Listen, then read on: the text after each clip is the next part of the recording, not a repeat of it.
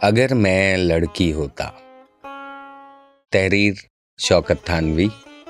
آواز و پیشکش راہیل فاروق.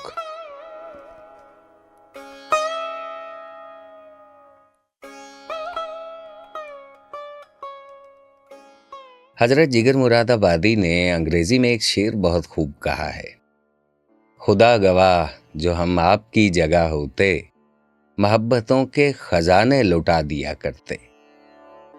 آپ کے نزدیک یہ شعر اردو کا ہوگا، مگر ہم انگریزی کا شعر اس لیے سمجھتے ہیں کہ ایک ہندوستانی عورت محبتوں کے خزانے کسی حالت میں لٹا ہی نہیں سکتی.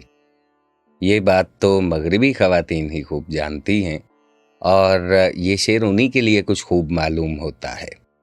رہ گئیں ہندوستانی بہو بیٹیاں، ان کی زندگی کے متعلق تو جب کبھی ہم غور کرتے ہیں، یہ شعر کچھ اس طرح ہمارے ذہن میں گونجنا شروع کر دیتا ہے کہ خدا گواہ جو ہم آپ کی جگہ ہوتے تو ہم کو خود بھی یہی فکر ہے کہ کیا کرتے.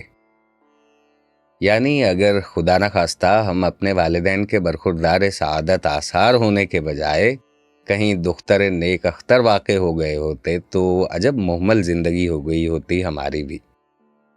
یہ خیال ان لڑکیوں یا ان عورتوں کے ذہن میں نہیں آ سکتا جو پیدائشی طور پر لڑکیاں یا عورتیں واقع ہوئی ہیں. مگر اس خیال اور اس خیال کی اہمیت کو لڑکی نہ بننے والے لڑکے، یعنی عورت بن کر نہ پیدا ہونے والے مرد ہی کچھ محسوس کر سکتے ہیں کہ اگر وہ بجائے مرد بننے کے عورت، یعنی بجائے لڑکا ہونے کے لڑکی بن جاتے تو کیا ہوتا. کم سے کم ہم اپنی حالت کا اندازہ خود ہی کر سکتے ہیں کہ جب کبھی ہم نے اس مسئلہ پر غور کیا ہے تو غور کرتے کرتے الجھ گئے ہیں. الجھنے کے بعد اختلاج کی سی کیفیت محسوس ہوئی ہے، اور آخر کار کپڑے پھاڑ کر نکل بھاگنے کی حد تک پہنچ کر یہ خیال آیا ہے کہ خدا کا شکر ہے کہ ہم مرد ہیں، ہم کو اس طرح پریشان ہونے کی کیا ضرورت ہے. حالانکہ اگر واقعی ہم لڑکی ہوتے تو اپنی زندگی کے عادی ہو کر رہ جاتے، اور لڑکی ہونا ہمارے نزدیک کوئی مصیبت نہ ہوتا. مگر لڑکا ہو کر لڑکی کی زندگی پر غور کرنا، ہم آپ سے سچ کہتے ہیں کہ نہایت بھیانک ہوتا ہے. میدانوں میں ہاکی کرکٹ کھیلنے والے لڑکے گھروں میں گڑیاں کھیلنے والی لڑکیوں کی زندگی کا تصور اس وقت تک کر ہی نہیں سکتے جب تک کہ وہ ہماری طرح اس خیال کو اپنے اوپر طاری نہ کر لیں کہ اگر ہم لڑکی ہوتے تو کیا ہوتا. ریشمی برقع پہن کر اونچی ایڑی کے جوتے کے ساتھ وحشی ہرنیوں کی چال کس نوجوان کو اچھی نہیں لگتی. زرق برق ساڑیوں میں سورج کی باریک کرن کی طرح تھر تھرانا کس لڑکے کو اچھا نہیں معلوم ہوتا. گھنگھور گھٹاؤں کی طرح کے بال کون مرد پسند نہیں کرتا. لیکن اگر یہی پسند والی چیزیں ان پسند کرنے والے لڑکوں اور مردوں کے سامنے پیش کی جائیں کہ اگر یہ برقع پسند ہے تو حاضر ہے، یہ اونچی ایڑی کا جوتا اچھا معلوم ہوتا ہے تو ہماری طرف سے قبول فرمائیے، یہ زرق برق ساری تو لے ہی لیجئے، اور ان گھنگھور گھٹاؤں کی طرح کے بالوں کو اپنے ہی سر اقدس کی زینت بنائیے، تو ہم آپ سے سچ کہتے ہیں کہ یہ تمام لڑکے اور مرد سر پر پیر رکھ کر بھاگیں گے اور انہی تمام پسندیدہ چیزوں کو اپنے لیے نہایت ہی خوفناک سمجھیں گے. اس لیے کہ دراصل وہ ان تمام چیزوں کو اپنے لیے نہیں بلکہ ایک عورت ہی کے لیے پسند کرتے ہیں، اور چونکہ ان چیزوں کو قبول کرنے کے بعد خود ان کو اپنے متعلق عورت ہو جانے کا خطرہ ہوتا ہے، لہٰذا وہ کانوں پر ہاتھ اور سر پر پیر رکھ کر بھاگتے ہیں. اس لیے کہ وہ خواہ کیسے ہی بدصورت مرد کیوں نہ ہوں، مگر ان کو حسین سے حسین عورت بننا بھی گوارا نہیں ہو سکتا. ممکن ہے کہ اسی طرح عورتیں بھی مرد بننا پسند نہ کرتی ہوں، لیکن یہ افسوس تو ان کو ضرور ہوتا ہے کہ اگر ہندوستان ہی میں پیدا ہوئے تھے تو آخر مرد بن کر کیوں نہ پیدا ہوئے کہ زندگی کو زندگی کی طرح بسر کرتے. یہ کیا کہ ایک طولانی موت کا نام زندگی رکھ چھوڑا ہے اور خوش ہیں کہ زندہ تو ہیں. خیر صاحب، ہم اس مبحث کو یہیں ختم کیے دیتے ہیں، ورنہ بہت سے حضرات کہیں گے کہ یہ شخص عورتوں کو شے دے رہا ہے. حالانکہ مردوں کا یہ سمجھنا ہی مات کھا جانے کی علامت ہے. بہرحال ہم کو یہ عرض کرنا ہے کہ اگر ہم لڑکی ہوتے تو کیا ہوتا. اس سلسلہ میں اپنی پیدائش سے لے کر تا دم تحریر تمام واقعات اگر تفصیل کے ساتھ نہیں تو اجمال کے ساتھ ہم پیش کرنا چاہتے ہیں تاکہ ہماری اس زندگی کا اندازہ آپ کو ہو سکے جو بفضل ہی مرد بن کر ہم کو بسر کرنا نہیں پڑی، لیکن اگر عورت ہو کر بسر کرنا پڑتی تو یہی ہوتا کہ جب ہماری پیدائش کی اطلاع والد صاحب کو ہوتی کہ لڑکی پیدا ہوئی ہے، تو وہ لڑکے کے منتظر والد صاحب دل میں تو یہی کہتے کہ برق گرتی ہے تو بیچارے مسلمانوں پر، مگر زبان سے کہتے کہ اچھا بھائی، پیدا ہوئی ہے تو خدا نصیبہ ور کرے اور صاحب عمر۔ اس کے بعد ان کی گردن کچھ جھک سی جاتی اور یہ ہوتا گویا مجھ لڑکی کا خیر مقدم۔ اس کے بعد مجھ کو لڑکی یا لڑکا سمجھ کر نہیں بلکہ اپنا بچہ سمجھ کر میرے والدین پالتے، یہاں تک کہ میں اس قابل ہو جاتی کہ پڑھنے بٹھائی جاؤں۔ لہٰذا میرے لیے ماسٹر صاحب نہیں بلکہ استانی جی مقرر ہوتی اور میں اوڑھنی اوڑھ کر ان کے سامنے پڑھنے بیٹھا کرتی۔ حالانکہ میرے بھائی ننگے سر اپنے ماسٹر صاحب کے پاس پڑھا کرتے۔ پڑھنے سے فارغ ہو کر میرے بھائی اچھل کود شروع کر دیتے، لیکن میں اگر ذرا بھی دوڑتی تو اماں جان فوراً مجھ کو جھڑک دیتی کہ واہ، یہ بھی کوئی لڑکیوں کا انداز ہے کہ لڑکی ذات ہو کر لونڈوں کی طرح اچھلتی پھرتی ہو، موئی گھوڑی جیسے۔ میں کھسیانی ہو کر اور اپنا دل مار کر سمٹ کر بیٹھ رہتی۔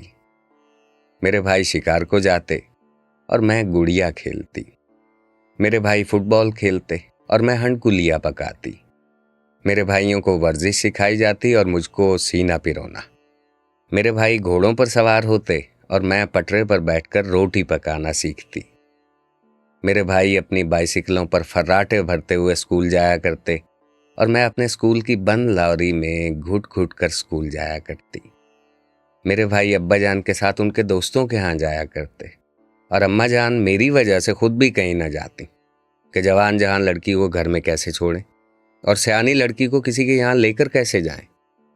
میرے بھائی اسکولوں سے نکل کر کالج میں داخل ہوتے اور میں اسکول ہی سے اٹھا لی جاتی کہ اب لڑکی ماشاءاللہ سیانی ہوئی ہے، اب اسکول بھیجنا ٹھیک نہیں ہے۔ کالج میں داخل ہو کر میرے بھائی گھر چھوڑ کر بورڈنگ میں چلے جاتے اور اسکول چھوڑ کر میرے سر تمام گھر کا انتظام آ پڑتا اور اماں جان صرف معمولی سی نگرانی کے لیے رہ جاتی، یہاں تک کہ میری عمر وہ آ جاتی کہ ابا جان اور ابا جان سے بہت زیادہ اماں جان کو دن رات یہی فکر ہوتی کہ کیوں کر مجھ کو گھر سے نکالیں۔ ان کی راتوں کی نیند اور دن کا آرام اسی فکر میں حرام ہو جاتا۔ وہ آئے گئے کو میری صورت دیکھ کر یہی فکر ہوتی کہ آخر میں اب تک اس گھر میں کیوں ہوں۔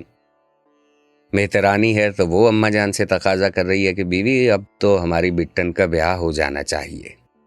دھوبن ہے تو اس کو یہی غم کھایا جا رہا ہے کہ بیٹی کی کہیں بات لگی کہ نہیں۔ منہارن ہے تو چوڑیاں پہنائے جاتی اور یہی کہتی جاتی ہے کہ اللہ رکھے یہی شادی کے دن ہیں، جوان جہان لڑکی کا بٹھائے رکھنا تو ٹھیک نہیں۔ اور اماں جان ان تمام تذکروں پر اس طرح ٹھنڈی سانسیں بھر رہی ہیں کہ گویا واقعی تمام دنیا کے لڑکے ختم ہو گئے اور میں بیٹھی رہ گئی۔ میں رات کے سناٹے میں اپنے بستر پر لیٹ کر ابا جان اور اماں جان کی اس معاملہ میں جھڑپ سنا کرتی کہ اماں جان نے رازدارانہ طریقہ پر پوچھا، کیا سو گئے؟ ابا جان نے حقہ گڑگڑاتے ہوئے کہا، نہیں تو ابھی سے سو جاتا کیا؟ اماں جان نے کہا، میں کہتی ہوں کہ لڑکی کو کب تک کلیجہ سے لگائے بیٹھے رہو گے؟ ابا جان نے جواب دیا، تو آخر تمہارا مطلب کیا ہے؟ کیا میں کسی راہ چلتے سے ہاتھ پکڑا دوں؟ اماں جان نے کہا، نہیں، میں کہتی ہوں کہ تم تو کانوں میں تیل ڈالے بیٹھے ہو۔ ابا جان نے جل کر کہا، تو آپ ہی کانوں کا تیل نکال کر کوئی فکر کریں، مجھ سے یہ تو نہیں ہو سکتا کہ میں لڑکی کو جان بوجھ کر کسی گڑھے میں جھونک دوں۔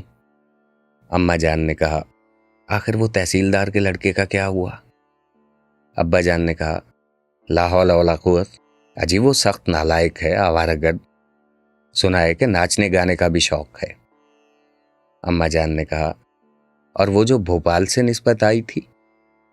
ابا جان نے کہا، جی ہاں، ان حضرت کے متعلق معلوم ہوا ہے کہ بھائی صاحب مرحوم کی عمر کے ہیں۔ اماں جان نے کہا، کیا سچ مچ عمر زیادہ ہے لڑکے کی؟ ابا جان نے کہا، ہاں صاحب، وہ لڑکا نہیں لڑکوں کا دادا ہے۔ اماں جان نے کہا، لڑکے اور لڑکی میں 20 برس تک کا فرق ہو تو خیر، مگر اس سے زیادہ نہیں۔ ابا جان نے کہا، تو آپ گویا مجھ سے 20 برس چھوٹی ہیں۔ अम्मा जान ने जलकर कहा, ऐ हटो भी, तुम्हारा कौन सा जिक्र है, यहाँ चले वहाँ से बूढ़ चोंचला लेके।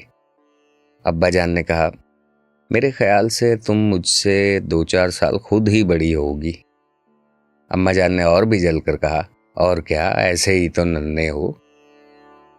अब्बा जान हंसकर चुप हो गए होते, मगर अम्मा जान देर तक उन भोपाल वाले बड़े मियाँ की ताइद में अब्बा जान को समझाती, यहाँ तक कि वो दोनों सो जाते, मगर मेरी नींद उड़ जाती कि या अल्लाह, मैं उस खूसट के पाले पड़ूंगी जिसके मुंह में ना दांत ना पेट में आंत। तमाम रात उन बड़े मियाँ का खौफनाक ख्याल सताता रहता और इस हद तक मैं परेशान हो जाती कि रोने को दिल चाहता, मगर ज़बान से एक लफ्ज़ भी ना कह सकती कि लिल्ला मुझको इस टूटी हुई कब्र में दफन न करो। अगर वाकई वो कमबख्त इतना ही बूढ़ा है तो उस मुए के जिस्म से काफूर की बू भी आती होगी और उसके जिस्म पर हर लिबास कफन मालूम होता होगा। मगर हमारे ख़ानदान की बहू बेटियां इन मामलात में गूंगी और बहरी दोनों होती हैं, लिहाजा मैं भी कुछ न कह सकती। अलबत्ता नहायत रश्क के साथ अपने भाइयों को देखती कि वो नहायत आज़ादी के साथ अपनी अपनी शादियों का जिक्र करते और अपनी दुल्हनों के लिए आज़ादी से शराइत पेश करते कि साहब पहले हम लड़की को ज़रूर देखेंगे और साहब पहले लड़की की तस्वीर आना चाहिए, वो अंग्रेज़ी भी जानती है या नहीं, उसके बाल कितने बड़े हैं और उसकी आवाज़ कैसी है। मैं हसरत से अपने भाइयों की आज़ादी को देखती और कलेजा महसूस कर रह जाती। अम्मा जान मेरे भाइयों की इस बेबाकी पर हंस दिया करती, लेकिन अगर मेरी ज़ुबान से एक लफ्ज़ भी मेरी शादी के मुताल्लिक सुन लेती तो गोया अपनी इज़्ज़त व आबरू के जनाजा पर कोहराम मचा देती। लिहाजा मैं चुप रहती, खा वो किसी के साथ मेरी शादी कर देती। अलबत्ता दिल ही दिल में यह फ़िक्र मुझको भी परेशान रखती कि देखिए मेरी किस्मत में क्या लिखा है और मैं किसके हवाले की जाती हूँ। अगर किसी निस्बत का जिक्र सुनती तो दिल को एक खोज सी होती कि ये साहब कौन हैं और क्या हैं, मगर ज़बान से कुछ न कह सकती। आखिरकार एक दिन मैं अब्बा जान को अम्मा जान से ये कहता हुआ सुन लेती कि मेरे नज़दीक ये निस्बत हर तरह से बेहतर है, ये देखो लड़के की तस्वीर है। अम्मा जान तस्वीर देखकर कहती, है लड़का दुबला कितना है, कहीं कोई आर्जा तो नहीं है। अब्बा जान कहते, ला हौला वला कुव्वत, जो बात कहती हो ऐसी ही कहती हो, नहायत अच्छी तंदुरुस्ती है उसकी, शरीफ घराने का है, रोज़गार से लगा हुआ है, एक अखबार का एडिटर है, बहुत सी किताबें लिख चुका है और काफ़ी मशहूर आदमी है। अम्मा जान कहती, चश्मा तो देखो कैसा मोटा लगाए हुए। अब्बा जान जल कर कहते, तौबा है, ये फजूल बातें करोगी और कोई साफ बात न बताओगी कि उनको जवाब दिया जाए। अम्मा जान कहती, तो मैं क्या बताऊं, तुमको अगर इत्मीनान हो तो बिस्मिल्लाह करो। अब्बा जान कहते, हाँ मुझको इत्मीनान है, लड़का समझा बूझा और हर तरह मुनासिब है। अम्मा जान भी राजी हो जाती हैं और अब्बा जान तो गोया पहले ही से रजामंद होते, मगर मैं जिसका असल मामला होता वो गोया कोई चीज़ ही नहीं। मगर मुझको कुदरती तौर पर यह फिक्र होती कि जिन साहब के लिए मेरा मालिक हो जाना तय कर दिया गया है वो आखिर हैं कौन। मेरा दिल चाहता कि तस्वीर भी देखूं, मगर ना देख सकती। आखिर मेरी हमजोलियां मुझको छेड़ कर और गुदगुदा कर उन साहब से गायबाना तौर पर मुतारिफ कराती और मैं ये समझकर मुतमईन हो जाती कि खैर जो कुछ भी हो और वो जैसे भी हो, मगर कम से कम भोपाल वाले बड़े मियाँ तो नहीं हैं। यहाँ तक कि मेरी शादी के लिए दिन और तारीख मुकर्रर होती और एक दिन शालबाफ में मुझको लपेट कर बिठा दिया जाता और निकाह के वकील आकर मुझसे पूछते कि मैंने अपनी वकालत में तुम्हारा निकाह शौकत थानवी वलद मुंशी सिद्दीक अहमद के साथ बाइवज़ 15,000 रुपया सिक्का राजुल वक्त किया, तुमको मंजूर है। मैं उस वक्त कुछ बन बन कर और कुछ वाकई सिसकियाँ लेकर रोती और आखिरकार तीसरी मर्तबा निकाह के वकील साहब के जवाब में मुझको खफीफ सा कहना पड़ता और यहीं से मेरी दुनिया बदल जाती। अपने निकाह के बाद मैं शौकत दुल्हन कहलाती और जैसी कुछ भी मेरी जिंदगी होती मैं उसमें खुश रहती। میرے مزاح نگار شوہر مجھ کو اپنا موضوع مزاح بناتے اور میں ان سے اس بات پر لڑا کرتی۔ آخر کار تھوڑے دنوں کے بعد اس بات کی عادی ہو جاتی۔ میرے بچے ہوتے جو مجھ کو اپنی توتلی زبان میں امی جان کہتے اور میں ان کو دیکھ کر پھول ہی نہ سماتی۔